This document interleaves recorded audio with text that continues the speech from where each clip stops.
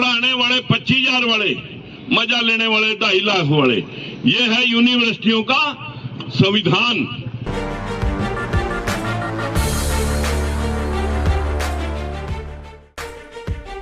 आप सभी को नमस्कार। जेसीएन न्यूज 18 पर मैं आप सभी की नेहा भारती आप सभी का स्वागत करती हूँ।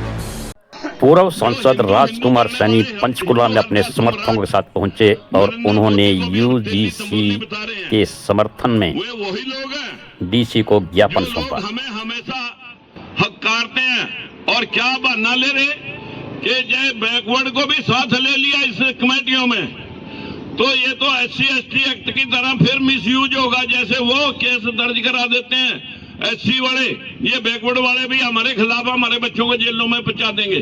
साथियों, इसमें निजी शिकायतों का कोई प्रावधान ही नहीं, वो तो प्रिंसिपल या वाइस चांसलर अपने आप सुनेगा। इसमें तो भेदभाव रोकने के लिए कि जो सिलेक्शन प्रमोशन में भेदभाव हुआ है, 90% नौकरी जनरल कैटेगरी ले गई है। सारी यूनिवर्सिटियों में 45 यूनिवर्सिटियों में 1 अप्रैल 2018 तक बैकवर्ड का एक भी प्रोफेसर नहीं है, बैकवर्ड का एक भी एसोसिएट प्रोफेसर नहीं है।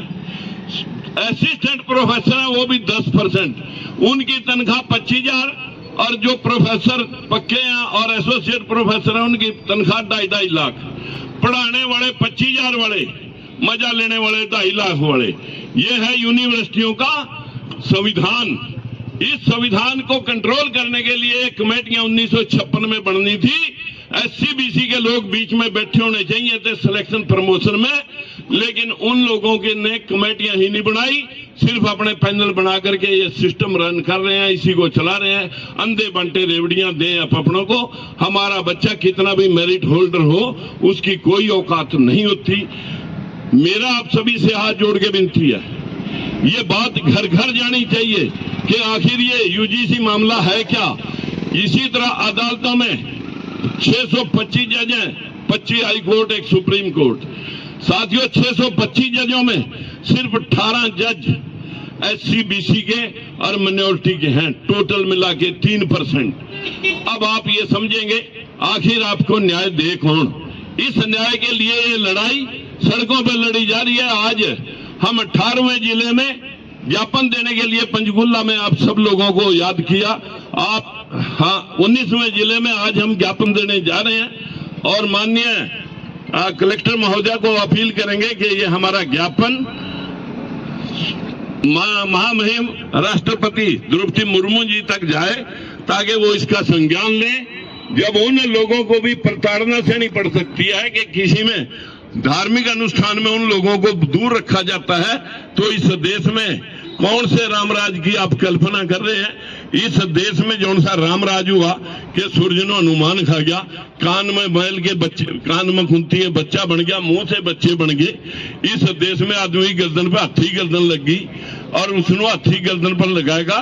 5 मिनट में सबकी सेवा पूजा के लिए प्रथम बढ़ा दिया और 100 ग्राम के चूहे पर बिठा दिया। कभी हमने अपने दिमाग से काम लेने की जरूरत नहीं समझी कि 1-2.5 क्विंटल के सिर वाला आदमी 100 ग्राम के चूहे पर कैसे बैठ सका। हमने तो जो पढ़ा दिया, हम कह रहे हम पढ़े लिखे हो गए। साथियों, हम पढ़े लिखे नहीं, हम लिखे पढ़े लोग हैं। जो शास्त्र पुस्तकें उन्होंने तुम्हें लिख करके दे दी, वो पढ़ा दी, हमने वो पढ़ रखी है। हमने कभी आंख खोल करके नहीं देखा। आखिर हम 80% लोग वोटर होने के बाद तो आज 20% लोग आपके ऊपर राज कैसे कर रहे हैं।